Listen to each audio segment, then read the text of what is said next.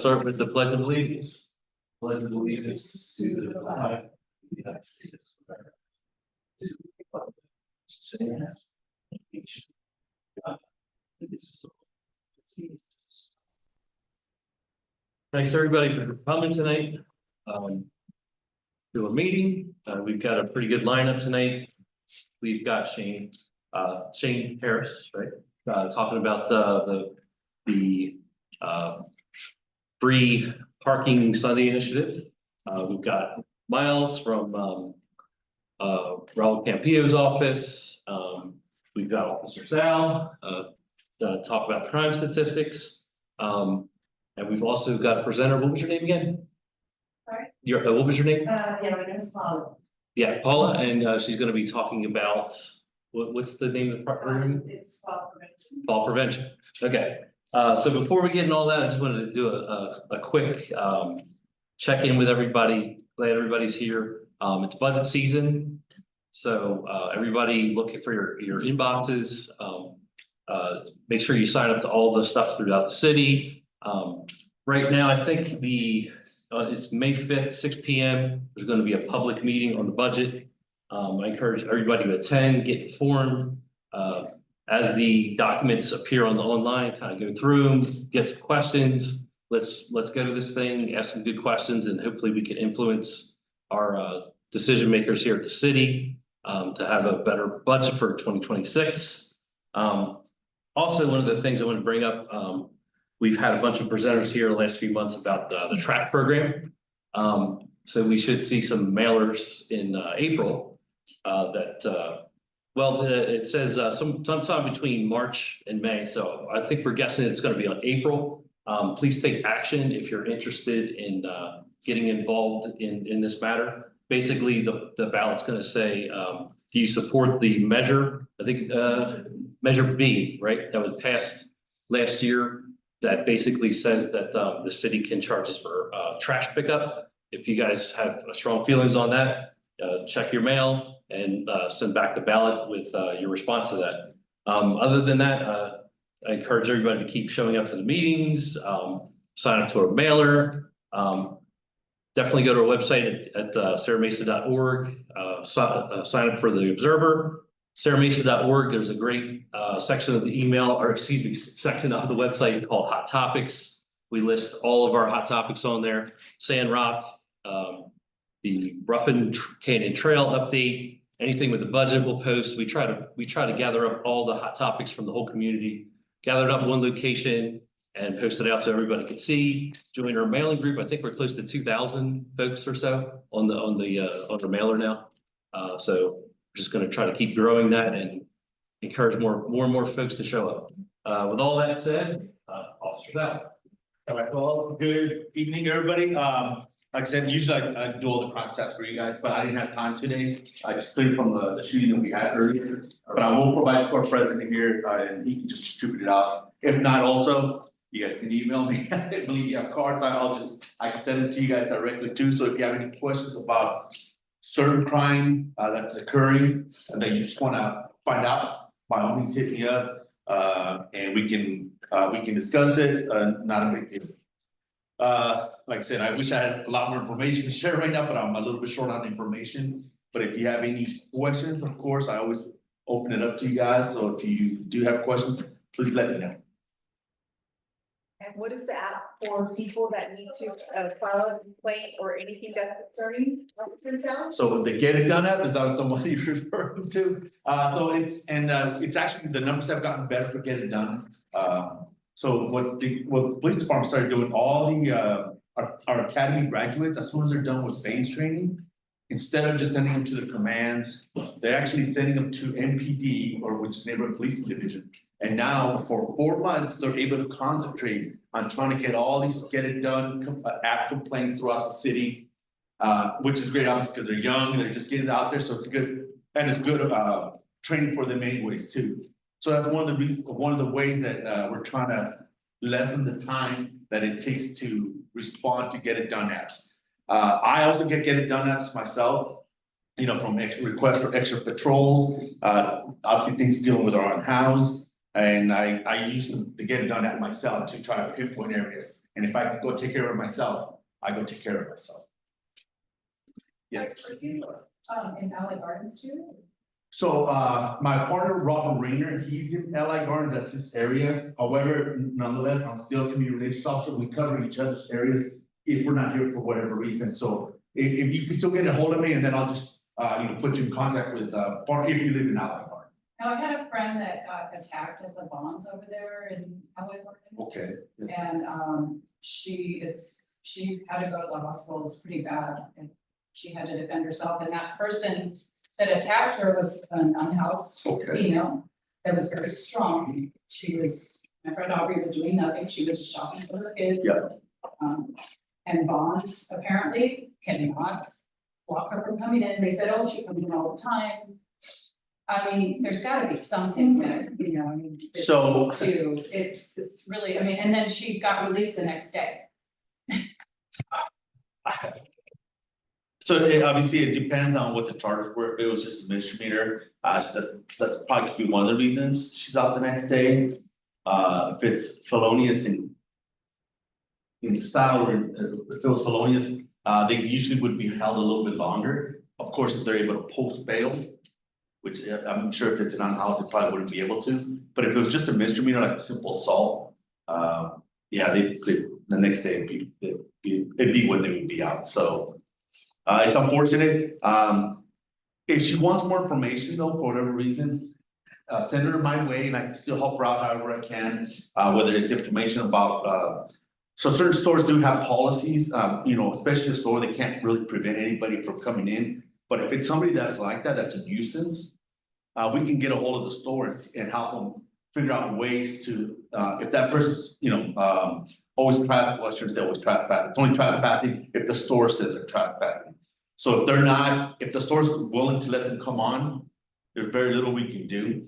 But we can still try to give guidance to the store and say, you can still do restraining orders against this certain person, especially now that they have actually committed a crime.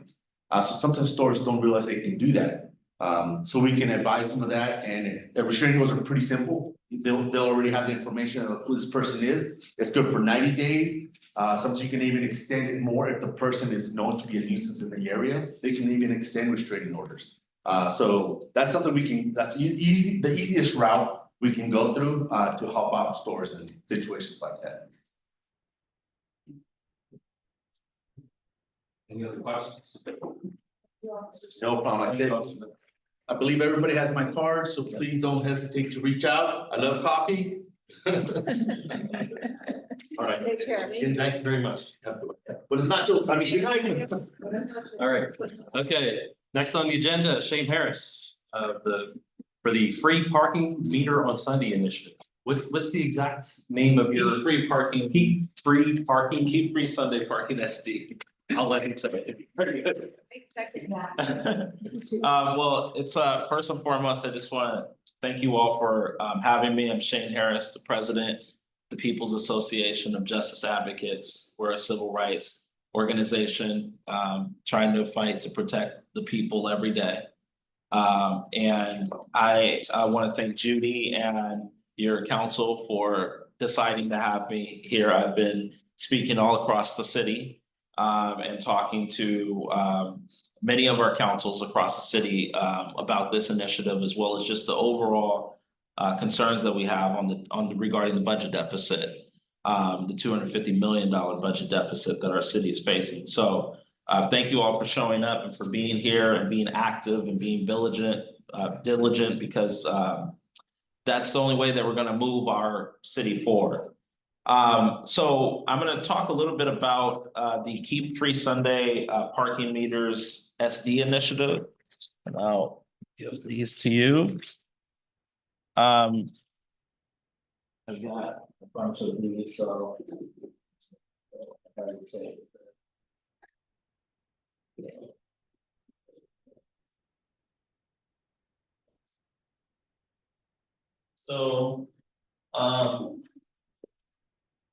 So obviously you all are aware of the $250 million budget deficit that the city is facing. This budget deficit was created because of mismanagement. At the city level, this budget deficit didn't just show up, it didn't just happen. It wasn't your fault, it wasn't the taxpayers' fault. The taxpayers do their job every day when the taxpayers pay taxes. Taxpayers do their job every day when you are civically engaged in your community. And so I just want to start this off by saying that to give you context as to what my position is on this budget deficit. It's not the taxpayers' fault. And so my philosophy is that if it's not the taxpayers' fault, then who is it? Whose fault is it? And in my perspective, this administration, the mayor, and this council, including your councilmen, has dropped the ball on financially managing the city in a way that saves money, puts money aside, and essentially saves for a rainy day. And in my opinion, that failure is because of a drastic outlook of me, not we, right? That is the way that this council and this mayor has led the city, and it's led into a financial disaster. So I want to just lay context as to how I look at this budget deficit. So my tolerance for it is a little less because I kind of have seen this over and over again, right? City mismanages, 5 years later, they ask for a tax increase. The voters say no. And then now they want to punish you. And they want to punish you in multiple ways. So one of the ways that the city's looking at trying to fill this deficit is through the parking reform package that the mayor has brought forth. The mayor proposed a parking reform package just weeks ago. Part of that reform package was the meters being raised. I think it was raised about $1.50. So now you pay more at the meters across the city. And the part of the parking reform package was also to remove free Sundays. Now, I will tell you this. I'm for most of the things in the parking reform package. I really am. Some of those things are good. Most of those things are good. I'm not against the parking reform package. But I am against the concept and the idea that you think that you're going to fill a $250 million budget deficit by essentially charging people to park on Sundays. And then one of the reasons why is because when we looked at, I had a budget analyst work in my office who used to work at the city. And he looked and we did some analysis and looked at sort of what the math would be. The city would make up maybe roughly about $1 million in a budget deficit, $250 million budget deficit. Sundays annually would bring in close to $2 million, roughly. Now, some people would say, you know, this is not important. Like, who cares about Sunday parking? All right, fair enough, right? But for most people across our city, whether you're from southeastern San Diego, or you're from Serra Mesa, or you live in Hillcrest, everyone should have the opportunity, because most large cities in America, including Washington, D.C., keep one free day of parking. It's kind of like the rule of thumb. And in my opinion, if you're going to bring forth a proposal, you need to give us a perspective about what difference it's going to make. Well, the mayor brought forth a proposal, but he didn't tell us how much money it was going to make up in the budget deficit. So his analysis is back without data, right? And so when we look at the data, it's going to make up roughly about $1.5 million annually, Sundays. Not going to make a tremendous dent in the budget deficit. So that's one reason why I oppose this. I secondly oppose this because Sunday is a day of worship, Sunday is a day of leisure, Sunday is a day of adventure for San Diegans. And I believe that the people of this city are being taxed. People of this state are being taxed hella hard already. The cost of living is already too high. The way I look at government and people is that you got to be compassionate. And $2.50 an hour can make a little bit of a difference in people's wallets. So for those who say, well, it doesn't make a difference to me, well, yeah, it probably doesn't, right? Because maybe you don't go anywhere on Sundays. Maybe you don't go out. Maybe that doesn't matter to you. But for those who like to go to Balboa Park, and go to the beach, and go downtown, and go to Hillcrest, go out to eat, have adventure, it's kind of like fair to give them one free day of parking, right?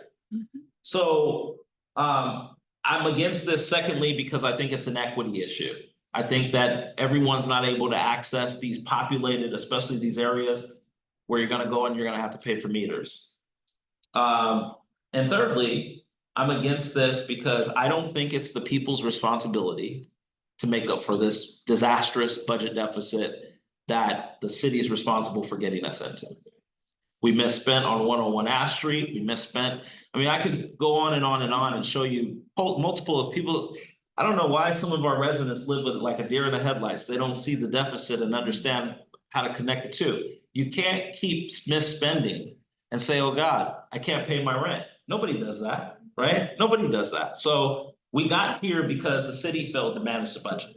And so that's the third reason. I don't feel like paying Sundays is gonna make a difference. I don't feel like it's fair to all San Diegans. And then thirdly, I don't feel like the budget deficit is our responsibility entirely. I think the city needs to look inside, look at those top management positions, look at top administration officials, and look at where they can make cuts to those positions.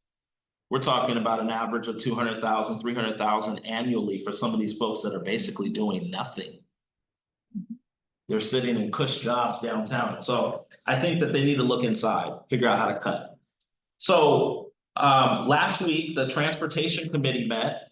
Councilmember Whitburn chairs that. I got a text from Councilmember Whitburn ahead of the meeting. He says, hey, I think I'm gonna go against this. I think I'll support you on the free parking. I think I'll advocate. I said, great. I was jumping to the top. Saw the statement from Councilmember Whitburn. Did any of you see his statement ahead of the transportation committee? He put out a statement publicly, said, I am for keeping free Sundays. I will fight. We get to the transportation committee hearing and Councilmember Whitburn, when it came down to it, the vote happens on whether to move the full parking reform package through to the full council or whether they want to keep amend the package to remove the Sunday parking. And he kind of questioned it and challenged it, but when it came down to it, he says, all right, my amendment is that we need to allow Hillcrest, which is where I live in District 3. We need to allow Hillcrest to get permits, essentially my residents to get permits, and they won't have to pay for parking, but everybody else across the city should have to. So he passes it through that way and it goes, and now it's going to the full council. So here's where we are. I issued a letter to the mayor and to the council and to the council president on February 27th. I want you to know that your council member, Raul Campillo, received that letter. His office has that letter. The letter clearly outlines the concerns, the issues. How much time do I have? 5 more minutes? That the letter outlines the issues and the concerns that we have, the ones that I just expressed to you about charging on Sunday parking. And so we held a press conference in Hillcrest following issuing that letter. I had a number of business owners at that press conference, a number of residents who say, yeah, we support this. We believe we should keep free Sunday parking. So this has been on the news, it's been publicized, it's in the council members' hands. What's happening now is the transportation committee passed this to the full council. And in the next few weeks, this is gonna come before the full council. Now, my ask to you tonight is, if you believe in some of the things that I just shared, I'm asking you to sign the petition first and foremost to back my efforts to keep free Sunday parking in San Diego. You can sign the petition by scanning this code or going to the website at the bottom, pajmovement.org/parkingsd. And that's how you can sign the petition. It also has the news clips and some of the generated media around this subject, as well as more details about the subject. But in addition to that, we've had over 1,300 people sign the petition so far. And these are San Diegans. I looked at almost every zip code. These people actually live in San Diego, city of San Diego, and that's a good thing because it looks like we're gonna have a very strong presence at the future council meetings. It looks like whether it's over the Zoom, over the phone, or in person, the council members are gonna be sitting there for hours listening to caller after caller after caller, hammering them about why they should keep free parking on Sundays. But in addition to that, what we launched today is a calling campaign. And I gave most of you this sheet, which outlines the council members' offices. Now, I really need help with your council member because I have a big concern that he's gonna vote to support this parking reform package. Why do I have that concern? Because he's not one that stands up to the mayor when it's time. And that's just my opinion. I know it's staff members here, but I do this all day. I mean, we gotta just tell the truth. We can't. They're elected to serve us, not, so at the end of the day. He should vote to keep free Sundays, and how can he do that? He can ask for an amendment on the floor. He can ask that we amend the parking reform package. I'm not saying keep everything else in the package. I'm just saying keep one free day of parking. This is not gonna make a difference, so he can propose an amendment, right? You say, how can my council member help? He can propose an amendment to this package. And ask that free Sundays remain in the city of San Diego. I'm gonna get to questions in just a minute. The second thing that the council members can do is, you know, they can come together to essentially do the math. What is the math? Well, let's look at it.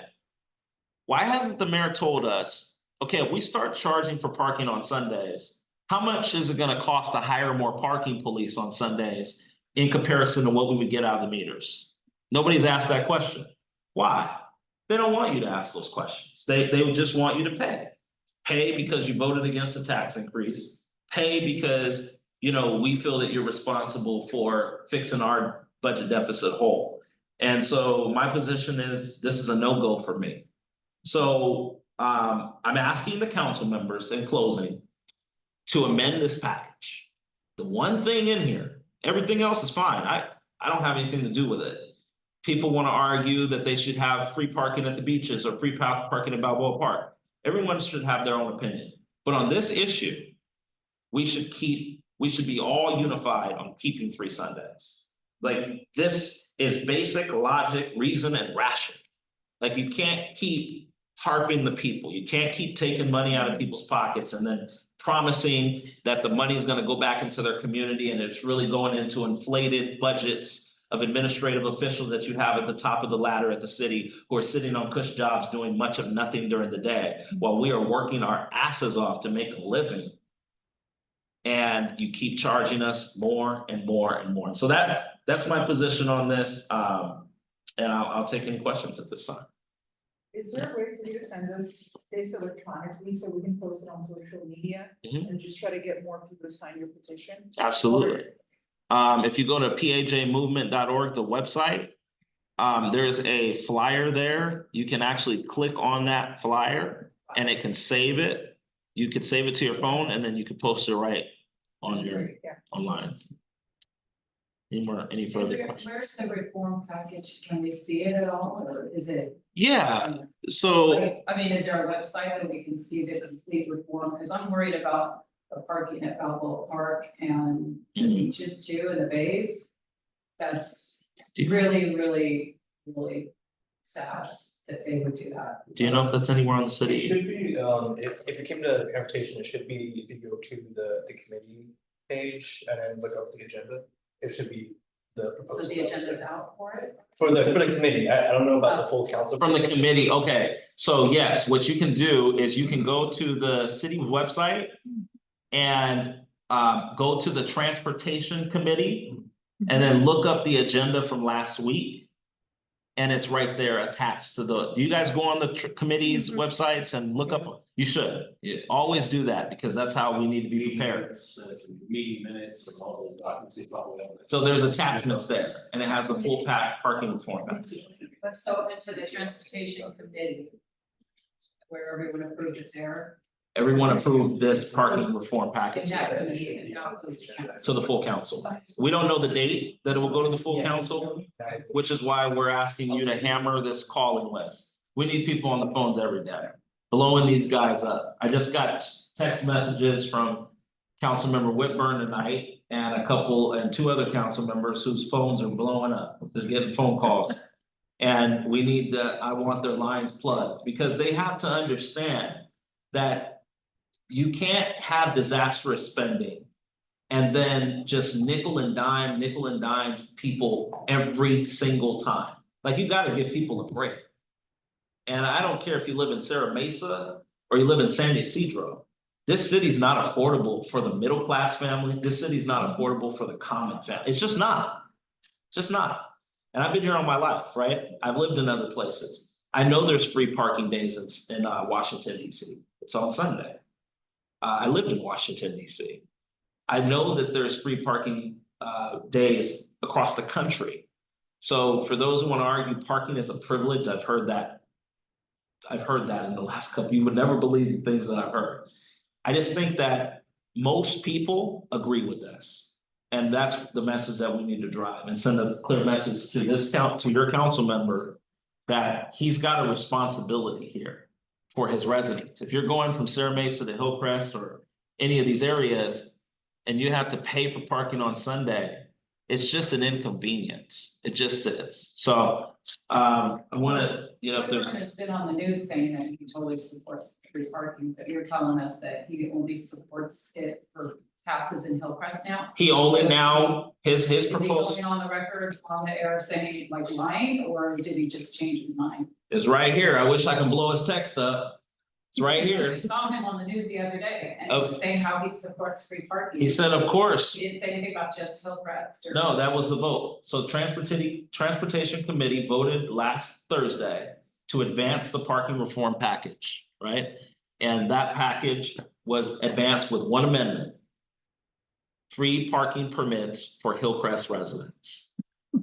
So I asked him via text tonight, do you consider this equity? Equity is not about race. It's about Serra Mesa folks being able to come down and southeastern San Diego, folks from South Bay. Everyone should be, if you're gonna say park, we're gonna waive it for Hillcrest, right? That's not fair. It's just not. He wants it because of the farmer's market on Sunday there. And he's under tremendous pressure because I got a lot of support from Hillcrest residents. There's a lot of businesses and people on board with this in District 3. So he's trying to put something in there that kind of can signal that he supports the concept, but he's not really holistically supporting it. And he said to me tonight, hey, it would be different if I could do whatever I want if I was a king. But I'm only one of the 9 council members and I gotta do what I can do. If I demand free parking on Sundays, I could lose 8-1 and everyone pays to park on Sundays, or I can win a 9-0 vote that exempts my constituents from paying for meters on Sundays in their neighborhood. I mean, come on, what are we talking about here? So that's what we have to do. We've got to stand up as residents. We can't allow them to nickel and dime us on everything. I know we're in a deficit. I know we got to find a way to pay for it. We got to be logical, reasonable, and rational too. And the mayor cannot propose something like this and not give us the numbers. I believe it's going to cost more to put parking police to enforce this than it's actually going to make for the city. That makes no logical sense. So I'm asking you to work with me and support It it. seems too quick too, because I mean, there's probably so many people that don't know about this, and if it goes to council soon and they vote on it, there's gonna be so many people that are like, when did this happen? No, that's why I'm taking it on. I mean, I've been criticized by some of these people in council. Why is he taking on this issue? It doesn't even matter. It does matter. It's huge. To a lot of people, it It matters. doesn't. And so, I'm asking for your support. I would like if your council, not the council, but your other, what is it, the other committee? Planning group. Planning group. If some of you maybe could take this back to them, Might you be know. Too late. We Yeah. meet in April. We can probably post it online to our people that, would you guys be able to share the petition to your emailing list? Oh, yeah. Okay, so I mean, that's a way of like not endorsing it, but kind of making sure that people know. It's an option out there. It's a big issue for the city. And like you said, for Serra Mesa, because we're part of the city, right? So we want to show all sides. I think it's a good side to show. Yeah, and then in closing, like the parking meters are all over the city. So it's not just Hillcrest, it's not just Gas Lamp, which I have a lot of support from those businesses and people in those areas. But the parking meters are in North Park, they're in University Heights, they're in Kensington, they're in City Heights. There's parking meters in Serra Mesa. Like, this is a citywide issue. So I support Serra Mesa residents. I want you to be able to park free on Sunday. And I will do everything that I can to fight for you to have that. but your council member can be a voice for the voiceless on this issue. And if he has any courage, he would stand up against this and ask for an amendment in this package. All right? I will put the document, the reform document on our website on Hot Topics. Yeah. Sure. Thank you. Absolutely. Thank you. Thanks so much. Okay. So the next presenter for the fall prevention program is Paula Anderson.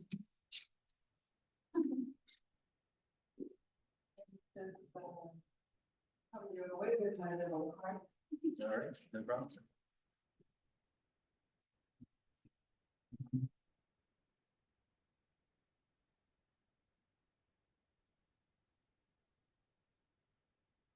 Use the microphone. Yeah. I think I'm okay right here. Can you guys hear me? You guys can hear me, right? So, my name is Paula and I'm with Jewish Family Services. And, we are funded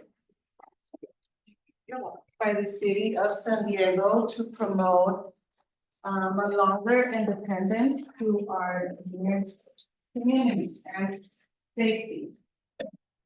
What I mean by that is that, well, the title says it all, right? Fall prevention. So it is the main goal for seniors to stay living longer in their home. And here I brought a couple of items that are very popular for my clients. Number one is a Wonder Walker. So this is mainly for the clients who like to be active, 62 years and older, mainly about roughly 75 years, who like to go on walks. This is very, very convenient for them because there's the other ones are more bulky, more heavy. So this is great for them. Like you said, for the ones who like to exercise, these are called Wonder Walkers. They could use it at home, and then the more bigger ones are for clients who need more assistance, right? And all these items that I provide are at no cost whatsoever. This is a bedroom safety rail. It's more convenient than the razor toilet. Most clients, you know, they like their independence, right? It's hard enough for us to not be able to do things independently. So for them, you know, they feel 10 times worse. So this goes over the toilet seat, and they're able to come this way and push up and down, which is, they love this, like I said, because then they are able to do all their hygiene stuff on their own and only need verbal assistance. And as you guys can see, it's very secure. What's that called? Bathroom safety rails. And another popular item of mine is grocery carts. So there are larger sizes, smaller sizes, and these is, I have a few who like when it's a 3-wheeler, because those are able to come up the stairs. I didn't bring that one today, which I should have, because that's my most popular one. But I brought another one that's popular, like I said, because for the seniors who need walkers, they're also able to hold on to this while they go get their groceries. And a prolong cane. I highly recommend a prolong cane over the single one. Why? Because of the space. It is so much better for them. And so this side is the side that they're supposed to go on, because this goes on the outside. Right-handed, left-handed, it doesn't matter. So they put their weight on their strongest side to be able to not fall, right? Fall prevention. And we have a lot. So this is, let's say, safety handle rail. So these goes along their bed, so it goes underneath the mattress. As very examples here. And this is extremely helpful. My dad, he's 63 years old. And I got one for him because he has shoulder issues. So he's able to use it on one side, you know, his left, his left side is the strongest side right now. And because of this, he hasn't fell. So, which is, to me, it's a blessing being able to provide this to all those clients, you know, who don't have anybody with them for support, and especially at no cost, because some of these items range from $50 all the way to $200. So that's another one is the bathtub rail. So this goes for all the clients that have a tub. For all the clients that have a tub, this is very convenient and safety because it goes attached on the tub. Okay, so let's say it's a tub, and then it depends if it's very high. This is also very, very helpful because they're able to hold on to it while they step over the tub. Okay, and I brought a heater because during the winter time, this was very popular. Heaters, fans, you name it. All of these are at no cost. And yeah, the requirements for these to be able to receive these items are 62 years and older, and as long as you live in the city of San Diego, which is 921. 92154, 92173, that's South Bay and all of City Heights, downtown, Kearny Mesa. I go all the way up to Del Mar Fair and all the way down south. So if you guys know of anybody who's in need of these items and more, please send them our way. The phone number is there on the flyer that I gave you guys. So please, please, please. And also, bathtub. This is one of the main reasons why most seniors fall in the bathroom, because they don't have the proper equipment inside and outside the tub, which is bath mats and tub mats. So it's different. Yeah. Anybody have any questions? Yeah. The one that's for the, that fits under the mattress and stuff like that. So that helps them get up and get out of bed, right? Exactly. To prevent them from rolling out of bed. No, so it could be that too. So there's different, how can I say this? Yeah, well, when my kids were little, I had one of those things. Right, no. They didn't roll out. But Okay. This is like a short thing. Yeah, yes, well, there are, Sometimes it is hard for people to get Mhm. up. yes, but there's different sizes. It could be horizontal, you know, more like that, but I just brought that because that's the one that they want the most. But it also depends, I go and assess their home. Yeah, that's what I'm gonna ask too. Yeah, So, so I do a full intake. And then depending if it's necessary, then I go and assess their home. If not, then I provide anything that they need urgently, which is always either a cane, roll leaders, or bathroom safety rails. Can I get a flyer? Yes. Somebody online wants to contact information. And as well, there are also seniors who are not able to meal prep. I provide microwaves at no cost and toasters as well.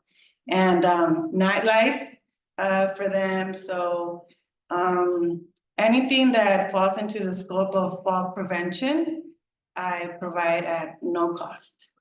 Yes, and I encourage everyone to take part of this opportunity because we don't know, you know, how long we have this program, and we want to help the community from here all the way down south. So is it okay if we put? Yes. Send out this information? that's We okay. have, like, we have an email, a constant contact email list. Yes, of course. I have a question. Please, sure. Where's the funding come from? From the city of San Diego. City of San Diego, so that budget's already been allocated? Yes. Okay, so all the stuff you're speaking about, you have the budget for this year, next year, or what? So at the moment, it's for this year. So like I said, because we don't know how long we're gonna have this program. So please let everybody know and When you say this year, do you mean until fiscal year. January or until July? July, July. Oh. yes. Can I ask you, what about grab bars? So that, I don't install grab bars, but my coworker that's the Fix It program. So that program is very high demand, because that one is they install inside the home and outside the home. But what I mean outside, handrails.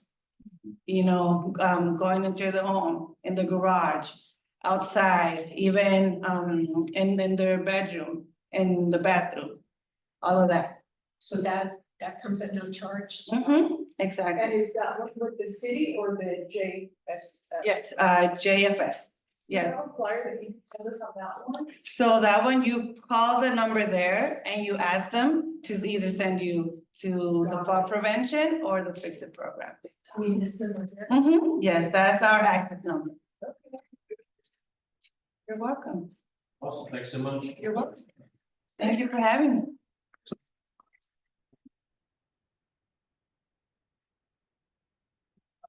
We need more presenters with more props, like. Right? I can prepare. It is amazing, my father passed away about 5 years ago, but we learned a lot because of all of these different things that you get for them, and it makes life easier for you. Yes, yeah.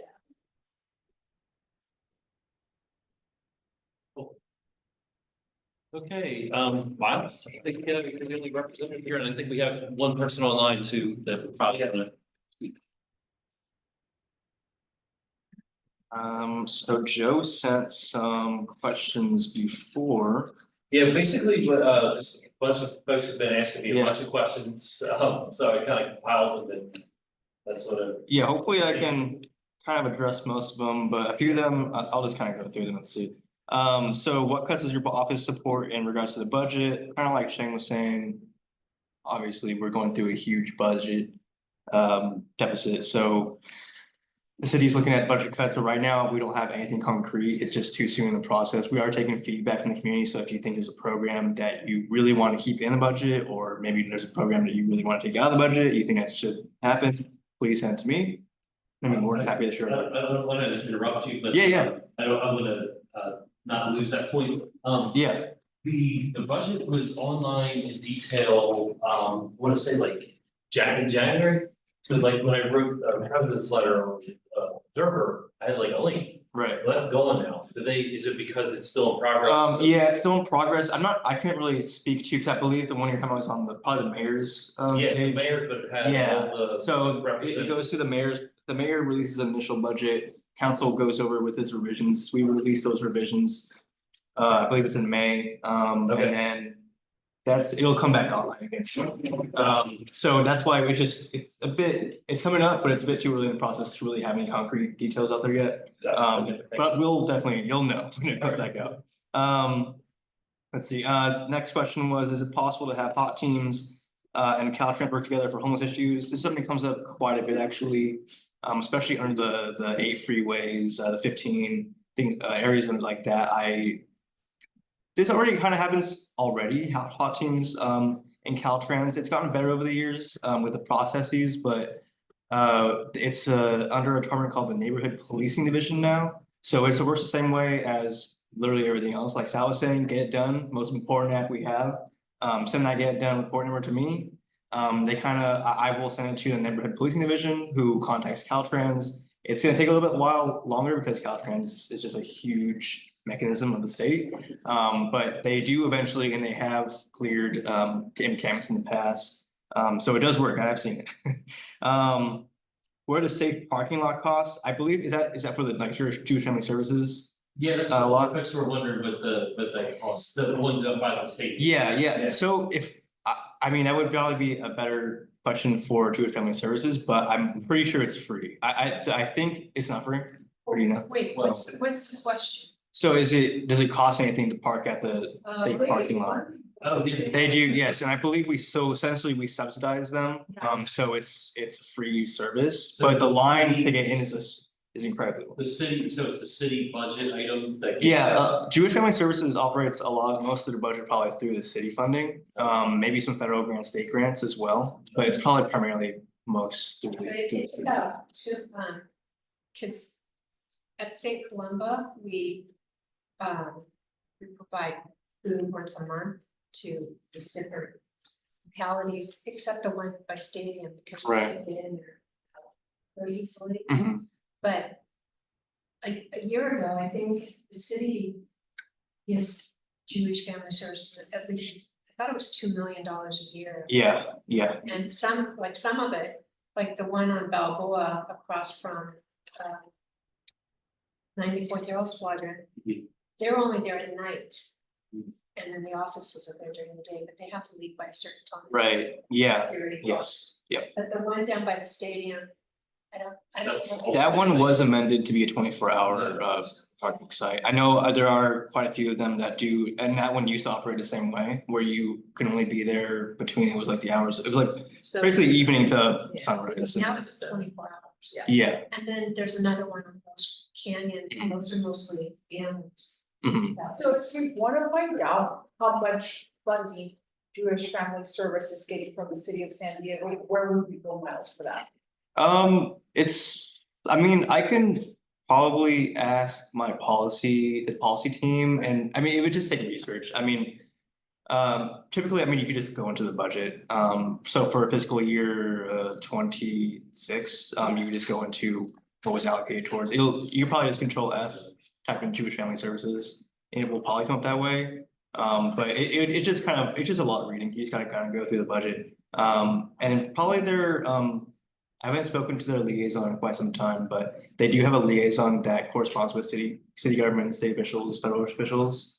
And they may even know. It's just something you gotta look into. It's interesting, I was talking to somebody that was actually writing a paper on Mhm. funding, nonprofit funding, so this would be probably a topic. that Yeah, we yeah. touch on. So just to I'll just follow up with you. Yeah, please. For that. Definitely, okay. And then next question was, what's Raul's plans for, I think it's supposed to say R 1-7 zoned lots and bonus ADUs? It's a very, it's a good question, because we've been against how it's been implemented throughout the city. The spirit of the measure or policy was to, and I think a lot of people have been saying this, was to have 1 or 2 kind of granny flats in the people's backyards, help a family member, make extra income.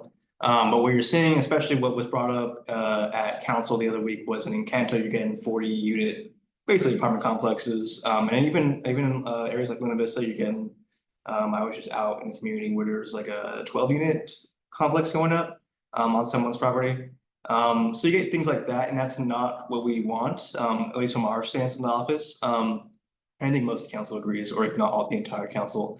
The issue, and I get a lot of confusion on this, is that why did we vote against ending the ADU bonus program the other week at council? And that's because what was passed at council the other week did not include any part of our district, and actually most of the city. So most of our district, if not all of it, is R 1-7. And that's something that we wanted to kind of at least get into some of the contact with. I believe staff was one that brought up, was 10,000, limiting to 10,000 square feet and under. Limiting the use of the bonus ADU program. And that was kind of just nixed, and eventually the majority went towards just focusing on, it was D4, D8, basically that Southeast San Diego region. Because it was running rampant down there as well. So it's gonna come back to council within, I believe it's 90 days of when that was passed.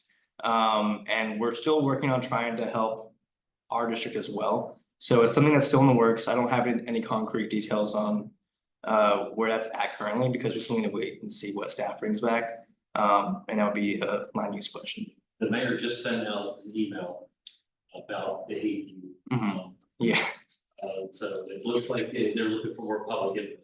Yeah, I mean, it's, I mean, I think generally, we're always looking for more public input on, but I think there's a pretty good general consensus already, we already kind of know where people are at with this. I mean, even I got in the community and like I said, in Luna Vista, people are fine with how it's supposed to be implemented with the one or two, but it's just kind of getting out of control, and that's how we. And also as we tackle affordability issues, a lot of houses are getting picked up by developers. Right, Because they see the potential, so people that are looking to purchase their first home are getting outbid by a developer because they're seeing the rent of homes.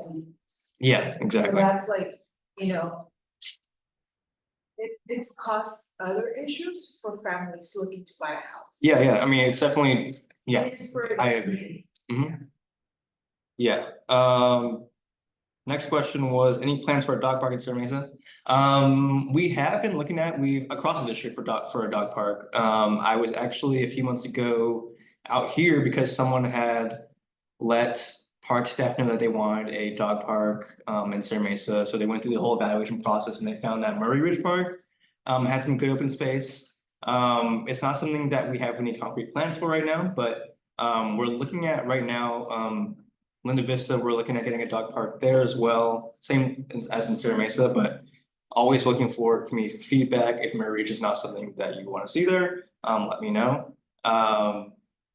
If there's any other parks that you guys have ideas for, I'd be more than happy to look into that as well, because Parks and Recreation loves doing dog parks, especially in a house, because they've kind of refined the system by now. It does cost money, so we're in deficit, like I said, but we're always looking for opportunities to be able to improve the community, especially with things like this have been so long asked for. So if ever there comes opportunity where funding arises and we say, hey, actually, we have a project that's already been completely detailed and finished, and funding gets in, and then What's the square footage? I thought it used to be like minimum 2 acres or something like that.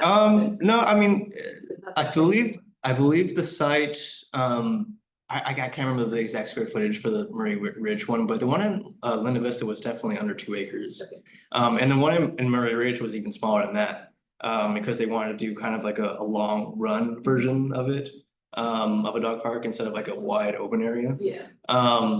So it was definitely under 2 acres. I believe it's just, they have to make sure that they can include all the basically like zoning regulations and restrictions like that. Yeah, 'cause I mean, like, I'm familiar, well, I go to the one sometimes over at Kearney Mesa. It's kind of a big square thing. Yeah, And there's not Yeah. a small dog, big dog, but off of Soledad Mountain Road, they have a really nice one, but it's long, and then the big dogs are one section of the little dog. that's what we, as a process kind of going forward, this is what they like to do is separate them. They found that people and dogs kind of it's just a better system. Yeah, So going forward, I don't think, unless people explicitly say we just want 1 pen, which most time people don't say that. We usually either 2 or even 3 pens sometimes. Next question was, any capital improvements for Serra Mesa in this year's budget or any carryover from years past? Yes, definitely. We always, every single year, we're always including the same ones that didn't get funded the previous years. I can't off the top of my head remember how many there were for Serra Mesa. I know there's quite a few. There's remodeling the entire recreation center, a community pool. I mean, I think dog park is actually in there as well. There's a huge list, and I can forward that to you or anyone else that wants to see that list, because it's public information. Yeah, we'll post it on the. Yeah. Perfect, yeah. Yeah, that'd be great. I can get that information to you. Okay, so this one, why can't we have a digital ballot for the trash fee bill? That one is kind of, I think it's a state law. Actually, I don't think you're allowed to do digital ballots. Just from a, what would be the word for it? fraud. Yeah, thank you. Fraud, voter fraud, essentially. It'd be a lot easier to commit voter fraud, basically. And then can we gather up the votes for the trash bill measure and turn them in? That would be known as ballot harvesting, and you're not allowed to ballot harvest, unfortunately. You can encourage people to vote, make sure they're reminded, but you can't gather them all up and turn them. Sound project, when would we know when the applications for federal tax credits is granted, and when would the construction start? That would be a good question for Community Housing Works. and even maybe the federal representative, Sarah Jacobs, I know Michaela, is very good about getting that Serra information. Mesa Kearney Mesa branch library will be closing in 30 minutes. Computer access will shut down automatically in 15 minutes. If you need to. I know Community Housing Works is gonna come back, or they said on the record they will come back. So we can even, if you want, maybe for, when's the next meeting for you? May 27th. For May, maybe in the planning group as well. I mean, we can ask them to come. I think they agreed to come to every quarter, right? Yeah, exactly. And that could just be a part of maybe this first one, a part of them explaining how they're gonna get the federal tax credits for it. So I could definitely actually make a note of that. Yeah, okay, cool. And then traffic report for Rhonda Mission Village driving intersection. The latest one that I got was done in November. That one was for a crosswalk. It didn't meet the specifications, the traffic safety regulations, so it wasn't approved. It's kind of just an ongoing issue. It's weird because I think everyone agrees that left turn off Rhonda is horrible. Yeah, there was an accident there. Yeah. And yeah, I carbon copy. of it. Yeah. It was the police report. But, Oh, yeah. yeah. It's just a matter of how are we gonna fix it, because stop sign does not, it has not been approved for that intersection, but a stop light has, but no one really wants a stoplight there. Because of the hill and the grading, it makes it a lot harder to put in. It's just gonna be trying to evaluate it further for safety regulations. I don't know off the top of my head how they would make it safer. But I think we all agree that we need to make it safer, because it is, even I mean, I have gone through that neighborhood quite a few times and I'm like, I'm not.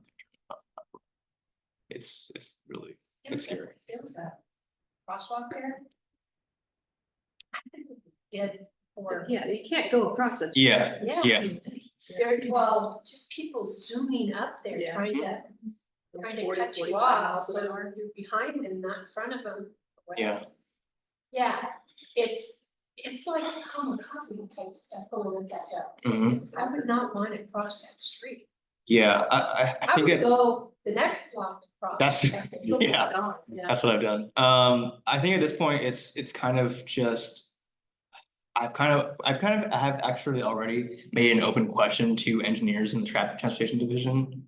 What can we do here? Because like obviously I'm not. That's the question, like, you've tried so many different things. Yeah, it's kind of just one of the things where I probably have like 5 different safety results come back and it's like negative, positive, but too expensive to implement. So it's like, okay, so what are we gonna do in the meantime? Fryers and people are coming up. Yeah, and the hill grading makes it so much harder to implement anything new there. So it's something that we're still, I've made sure almost probably every single month at our staff meetings that I make sure council members are aware of. So what's the 2025 schedule for completion of the Ruffin Canyon Trail? So if it goes according to plan this time, it should be done late this year, early next year. This past time, it was just completely messed up by grant processes that were just unforeseen on the part of staff. But this time we even have, I'm in the middle of setting up a meeting between, I don't know, I'm sure some of you know Kevin, who's been a huge advocate for the Ruffin Canyon Trail. So we're gonna have a meeting with staff later next month to make sure that everything's on time, on track, and keeping on top of things there. Now this last one I'm not familiar with. So when is the city's economic development department going to offer a sales tax rebate through its business cooperation program to incentivize the construction of a grocery store here in Serra Mesa? I'm not even familiar with that program. I'm not sure, was that something that was brought up? Some of one of the community members asked that question. Okay, I Well, did forward that to my land use policy team, who said that we'd look into it with economic development department to see if this program is something that exists, because honestly I don't know. And if it does, then how can we use it here in Serra Mesa? So it's something I've already started the process on, when you sent this, email, list of questions. So we'll see hopefully, at the next meeting. But Okay, I can also email you as well. awesome. Well, thanks so much, Lon. Yeah, of course. Thanks for coming on. Yeah. And I hope we support the consent. I will make sure I tell. Okay, I think we have one speaker. Is it Moana? Yes, it is. Like the princess. The floor is yours. All right, thank you so much. Aloha, everybody. My name is Moana. I'm with Senator Akila Weber Pearson's office. I apologize for not being in person. I had a previous meeting that went over time. Anyways, I just wanted to introduce myself as the liaison in the office and give you a couple of a little bit of information about what our office is doing, but let me just go back and talk about or just touch upon the digital voting. It is not permitted in the state of California. There was an initiative done a couple of years ago to try to get online voting, but they didn't receive enough signatures to put it on the ballot, and since then it has not reappeared. And the reason for that is California has not adopted an internet voting, specifically to verification and security concerns. If that does come up again, that issue will come to you, the voters. All right, so what is happening in our office in Senate District 39? If you went to the Rolando Street Fair this past weekend, specifically on Sunday, you may have run into the senator. She was there. Our office participated in the street fair on Sunday, and we were there from 10 to 5. Additionally, something else for you to consider. If you have not already gone and gotten your real ID, the compliance for that will expire on May 7th of this year. Yes, that is in about 2 months. So what that means is your ID, your regular California ID, will no longer be accepted to be used when boarding domestic flights or entering federal facilities. So you do need to get your real ID if you plan on taking any kind of vacations outside San Diego or California. Your regular ID can still be used to verify your identity and age. It just can't be used in spaces where you're trying to travel somewhere else. With that being said, please don't all rush to the DMV. I mean, nobody really likes going to the DMV anyway, but I'm here to tell you that some of the things that we are used to go into the DMV to do, such as registration, is no longer being done at the facilities. They are now being done online using dmv.ca.gov, where you can actually get that stuff done via a kiosk. I will share all that. Actually, I have shared all that information, but if you have any questions, you can reach out to me. A couple of holidays, our office will be closed Monday, March 31st in observance of Cesar Chavez Day. So please don't call me that day. Otherwise, if you do, I will call you back on Tuesday, April 1st. And that will not be an April Fool's joke. Community recognitions. Our office continues to highlight the beauty and diversity of the 39th Senate District, and I need your help in recognizing people within your community that you can nominate for some of these community nominations. Next month, be on the lookout for our Senior of the Year and our Nonprofit of the Year. Those are the 2 previous categories that we were looking for. But there are several other different categories that you can submit your honorary submissions. And we are looking for a community leader and a small business within your community that you'd like us to highlight for that. So be on the lookout for that. And if you haven't already, please do sign up for our newsletter. You can reach that on our website. That's where you're going to receive all the information in a timely fashion from our office. Outside of that, our office will be doing several different events throughout the year. Again, sign up for our newsletter. You'll get information about what we're doing, when we're doing it, and how you can participate either as a volunteer, or maybe you have a business and you want to be a resource booth, or maybe you just want to attend one of our events and get to know us. Any questions, comments, or concerns? Otherwise, I'm your liaison in the office. We talked about the 805 thing. You have a question? Yeah. So, I filed, a complaint about a homeless encampment that's on, Caltrans property. And we worked with, also with, Assemblymember Ward's office as well. Can I forward you that information too, so you can kind of poke Caltrans to get this cleaned up? It is massive. Yeah, definitely send that over. I will say though that the Senate and the Assembly are in the same house. We're just the upper part, they're the lower part. So our resources will be the same, but I'm happy to connect either way, and maybe two heads are better than one. Okay, great, thank you. Thank you. Of course. Any other questions? Okay, well, thank you so much for joining us. Maybe next time you can come in person, but if not, I appreciate the being online. Appreciate it. Of course, thank you so Thanks for the much. question. All right. I think that's it. Okay, so that wraps it up tonight. Oh, I wanted to mention one more thing. So, okay. Friends of Brooklyn Canyon is having their semi-annual cleanup. It will be on April 25th.